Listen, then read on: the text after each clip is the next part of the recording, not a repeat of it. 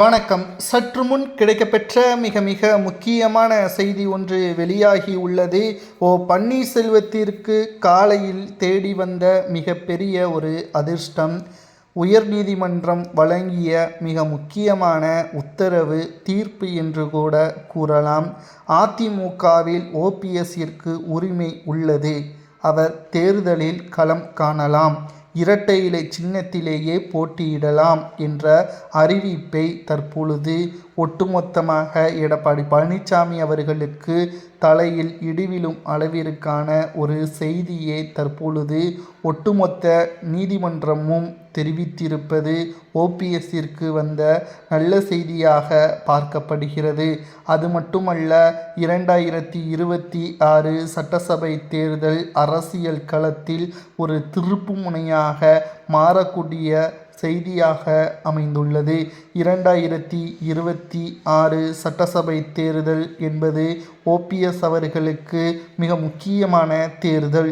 இதில் மீண்டும் போடிநாயக்கனூர் தொகுதியில் ஓபிஎஸ் அவர்கள் போட்டியிடப் போவதாக தகவல்களும் தற்பொழுது கிடைக்கப்பெற்றுள்ளது.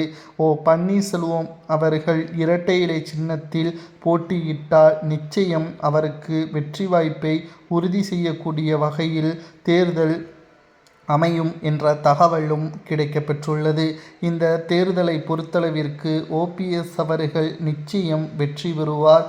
அதில் எந்த ஒரு மாற்று கருத்தும் கிடையாது.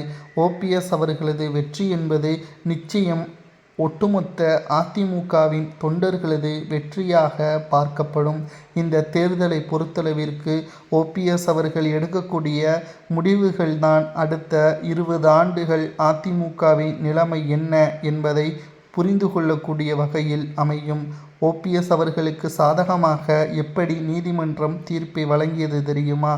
அதிமுகவில் 3 முறை முதல்வராக ஓபிஎஸ் அவர்கள் தேர்வு செய்யப்பட்டார்.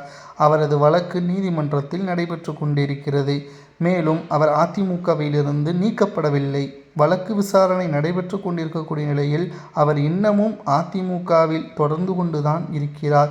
மேலும் இரட்டை இலை சின்னத்தில் போட்டியிட அவர் விரும்பினால், ஓபிஎஸ் அவர்கள் விரும்பினால், அவர் முறைப்படி தேர்தல் ஆணையத்திற்கு கடிதங்கள் அனுப்பி அதன் மூலம் விண்ணப்ப படிவங்களை கொடுத்து இரட்டை இலை சின்னத்தை பெற்றுக்கொள்ளலாம் என்ற தகவலை நீதிமன்றம் தெரிவித்திருப்பதாக வழக்கறிஞர் ராம்குமார் அவர்களிடம் இருந்து தகவல்கள் தற்பொழுது கிடைக்கப்பெற்றுள்ளது.